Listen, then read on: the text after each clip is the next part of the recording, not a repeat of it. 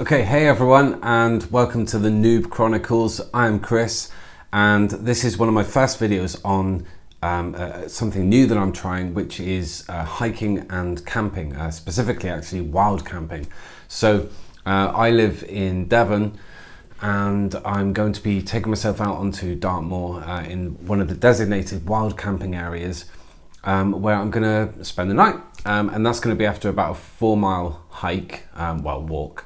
And yeah, I'm just going to see how I get on with that. So I've never ever liked camping. The rare occasions I've done it, even just sort of staying in a tent, I've not really enjoyed it. But a couple of weeks back, 2 or 3 weeks ago, a friend invited me, and I just said yes. I'm in that frame of mind at the moment where I'm like, yeah, okay, I'd like to have a go at that. And it really suited me. Well, I enjoyed it. And I thought, actually, yeah, I could really get into that. I think I want to explore it.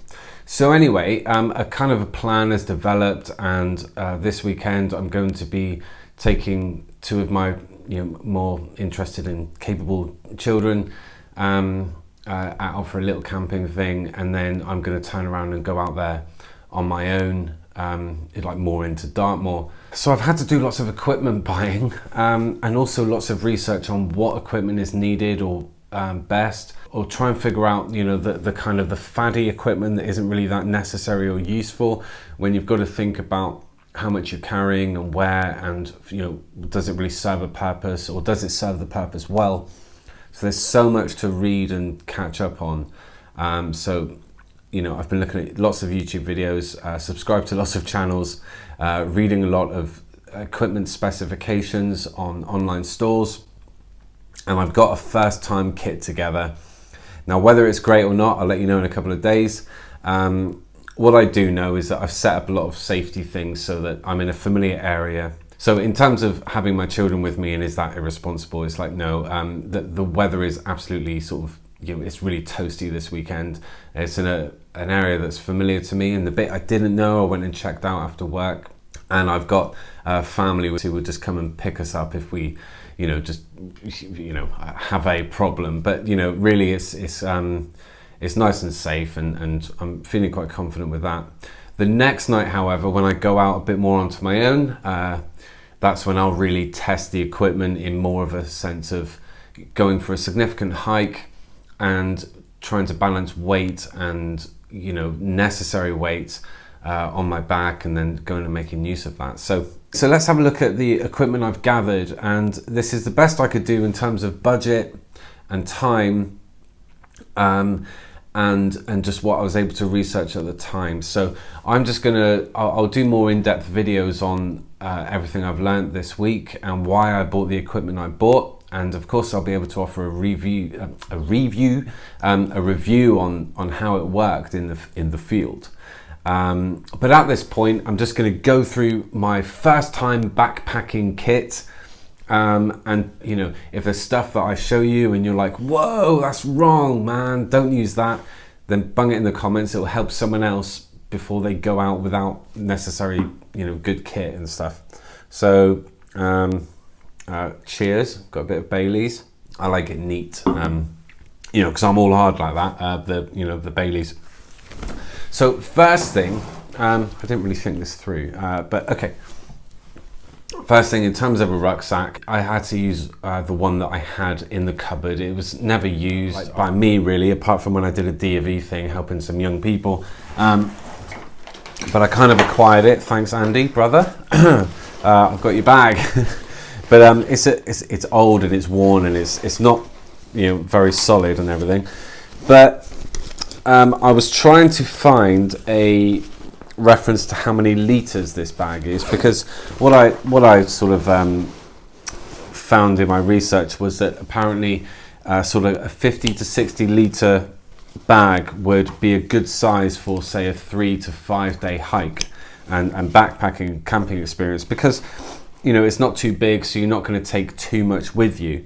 Now, I don't have a frame of reference for this, so I don't know what literage, would you call it that, this is. But I would think it's certainly big enough, and I'll just be mindful of not packing too much. So So this is my bag. It's Blue Ridge Outdoor Performance. I don't know if that's just some terrible old make, you know, that you'd find in some cheap store somewhere that's faux camping. There is a bit of a rip there, but I've only just spotted that actually. There's no rain predicted. In fact, there's a heat wave predicted this weekend. So I'll be mindful to just at least take a precaution with that. I think it's going to do the job. And there are lots of adjustable straps in order to properly load the weight onto my back. So yeah, that's cool. Right, so next we need to look at the tent. Now, when it came to buying the tent, I had to think that, okay, I may well take, you know, my children out. They're not children; they're, you know, 12, out to have camping experiences. So I need to accommodate them, perhaps. But right now I'm on a budget, so I also need to get something that would really just sort of suit me for when I go and have a go at my own backpacking experience on my own. So I don't need anything too big for me personally, but I want something that could possibly accommodate them. So I found a solution after looking at loads of reviews, and there are actually YouTube setup reviews on this very tent that I ended up going with. It looks quite easy. I've never put up a tent. I've assisted, but you know, I won't have any intuitive knowledge about this. So, you know, it is a newbie experience, but it looks quite easy, and I'm quite confident with it. It's a 2-man tent, but a very snug 2-man tent.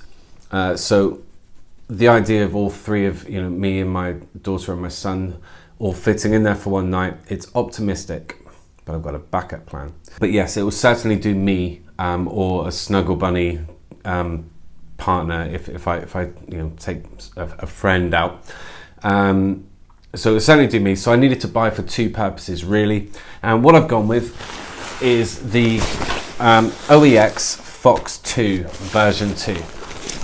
Now, like I say, there are reviews by people that are much more experienced than I am, and they're on YouTube, and you can see them setting it up and reviewing it, even against other tents. And I'll give you those links. But it's a what is it called? A dual skin, a double skin. It's not a single skin tent, which means that when you're buying a tent, you want to think about whether it's a single or double skin. I'm assuming that's the right term. You know, you forget things when you're learning. But a single skin tent, it's only got one skin, so the rain's coming this way, and you know, moisture is going against the other side, so there can be lots of condensation. What you want is I guess it would be advisable always to have a double skin, so you've got, you know, the rain on one side, and if I understand it, then you know, the fact that there's a blanket of air, if you will, it reduces the condensation. So I don't exactly know why that is, the science of it. I'll figure that out. But if you want a sort of a more snug and certainly dry and not so much condensation type of night, then a double skin is probably a good idea. So as I understand it, in the location that I live in with quite a bit of rain and then temperature up and down, I think this is a good idea. And this is quite snug, but I'm going to optimistically think that the 3 of us will get in there just for one night, and if it's unbearable, I'll share with you my backup plan. But yeah, I've gone for the Phoxx OEX version 2. Now, I was debating another one, but in the end, this was reduced from 120 right down to 60 quid. And I was just like, yeah, okay, I'm going with that. So that's my tent. And it's actually so light, by the way. It's 2.1 kilograms. I think that's right, 2.1. So here we go. A 2-person tunnel tent. And it's got a fly sheet, polyester. I think that's good. Enduro poles. Oh yeah, the aluminium poles. Now, in my research, I've found that apparently fiberglass can break and it can shatter, so you've really got sort of no fix for that, I guess, if you're out and about. So aluminium is preferable to fiberglass tent poles. So yeah, that's cool. In the reviews, a lot of people that looked at this tent looked at the tent pegs and said, no, I'll get some other ones, I'll upgrade those. So apparently the tent pegs are not so great, so if you have some better tent pegs, you'll want to use those. I can't find the weight reference, but I'm very sure. Oh yeah, 2.08 kilograms. So you can see how small this is. And it's so light. It's definitely one of the lighter ones, and especially on a budget. So for £60, a 2 kilogram tent is awesome. Measurement wise, it's 240 long and 95 high. That's centimeters. And just to give you a reference, I don't know if you'll be able to see that. So this is a bit silly probably. Yeah, look at that. So those are kind of like dimensions. See how it goes. So that's the tent. There we go. Okay, so then we've got the sleep system. Now this is a term I picked up in my research, and the sleep system comprises of two essential things. Obviously the sleeping bag, and then the sleeping mat and the pad. So and all of these are learning experiences with this as well, because so here's my sleeping bag. Now this is a Mountain Warehouse Microlite 500. I got it for 20 quid, and being a budget guy, I had to give this a shot in terms of what I was learning about the temperatures. You know, it would keep me cozy in particular temperatures. So it says 11 Celsius to -6. So that's quite a broad range of temperature compared to lots of others. But the biggest thing is learning about seasons. So all the sleeping bags, they had references of seasons. So season 1 or 2 season or 3 season or 4. This is 2 to 3 season. So I think season 4 is winter. So if you're going to be camping out in really cold weather, then you want you don't want a sort of a season 1 sleeping bag that you might take to Butlins or something like that. So this is a 2 to 3, and now for 20 quid, and it's so light as well, 0.9 kilograms. And the main thing is that I'm buying for putting it on my back or on my mountain bike and going for a journey. And so I need everything to be as lightweight as possible on a budget, and to also be small and compact, and that is. So I'm quite excited about this. I think this was a good find. And I think it'll go into my bag quite easily, quite well, and it wraps up quite nice. So that's a 2 to 3 season sleeping bag, and again it's very light. So that's 3 kilograms so far. I don't have scales to measure my pack, but that's 3 kilograms. I'm quite all right with that.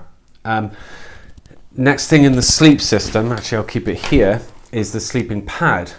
Now a little bit of me thought, I can be a cowboy, I don't need a sleeping pad. And then even in my bed last night, I was like, oh, I had a terrible night, and I was like, oh, okay.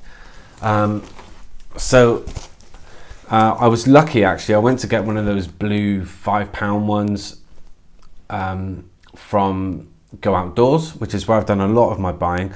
And I happened to find this OEX one on sale for just £9, and I thought, okay, it looks a bit nicer, and it has these straps here. The blue one was just simple foam, and it wasn't boasting much in terms of like, hi, I'm a reputable brand and I've got some performance value. Whereas this one does, unique, light, ultra lightweight, eyelets and lightweight attached webbing, component temperature tolerance -70 to. I mean, I don't really totally get that, but for £4 extra, I thought this is cool, even for the fact that it supplies the ability to be able to just tie it onto my bag. So the other options for the sleeping pad are, and I've seen one of these, you can get little inflatable pads, so that they have, sort of little section cells, I think they're called, and they're really cool. They wrap up really tight, and they're very light, and then you actually pump them up with a pump bag. So you gather air in the bag, and then you squeeze it, and it pumps up this nice inflatable mattress essentially.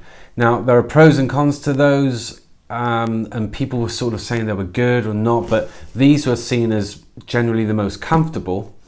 And also the best thing is that you could pop something that inflates. and it could have wear and tear, and then suddenly you're without a pad for the night. Whereas this, if it's light and it's rather small, and you can tie it onto your bag and not know it's there, this is it's just very robust. And for someone on a budget like me, I can spend £9 on that, tie it to my bag, forget it's there, and it will last me for as long as I have this adventure, I'm sure.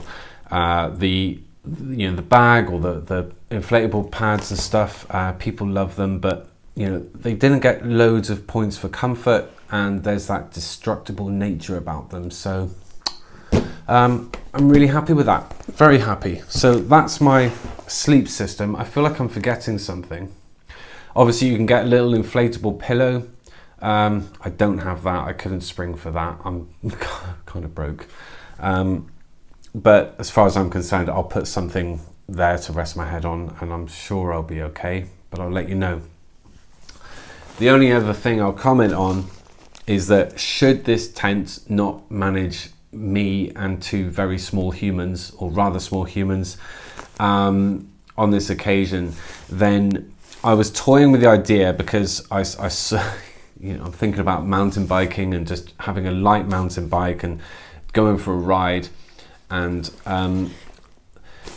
should push come to shove, I will leave the two-man tent so that I'm not squashing up its occupation space. I will take my pad out and I will sleep in this bivvy sack. So I'll have my sleeping bag, the pad, and the bivvy sack. This is the OEX Bush Pro. It's currently on sale for £40 from 80, and it's quite amazing. Apparently it can add 10 degrees of warmth to your sleep system, should you need it. It's 0.45 kilograms, so half a kilogram, and essentially you sort of like you're in your nice cozy clothes, you lay down on your pad, you get into your sleeping bag, and you hunker down into this, and it's pretty much like a single skin cocoon tent. Now, considering it's so warm, this every weather report has said how warm it's going to be. It's like 10 degrees, I think it was, at night. Lowest is 9 predicted weather, and not much wind at all. I'm pretty confident that might be a nice solution should it just get too squashy on this occasion. And if I get all hardcore in the future, then perhaps one day I'll just take that out. But when you think about it, having this in a pack, I mean, right now I can feel the difference, but this is not really too bad to have on a pack. But if I want to bomb along on a mountain bike, going A to B and then camping out somewhere, that really might be quite cool. So I'm buying for the weekend, I'm also buying for the future. So that's my sleep system. So combination, that's 2, 1, so 3, negligible, so 3.5 kilograms.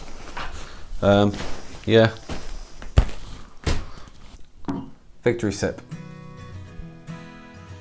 Hi there, it's Chris. Thank you for checking out the videos on first backpacking gear. Obviously, I'm the noob and I'm just exploring all of this gear before I get on out there into the wilderness. So I hope you've enjoyed my exploration and the fact that I've done some research into gear and managed to get a cost-effective and I think a comprehensive kit together. So yeah, just check those out, and there's hopefully info and links that you'll find useful. But yeah, it's kind of cool. I'm exploring and it's kind of fun. So, but there are 3 videos. The first one is on tents and sleeping system. The other one is on clothing, and another one on catering, like pots and stuff. So, do keep going through those videos, and hopefully you'll learn something that will help you as you get your own kit together. All right, thanks so much. Cheers. Bye-bye.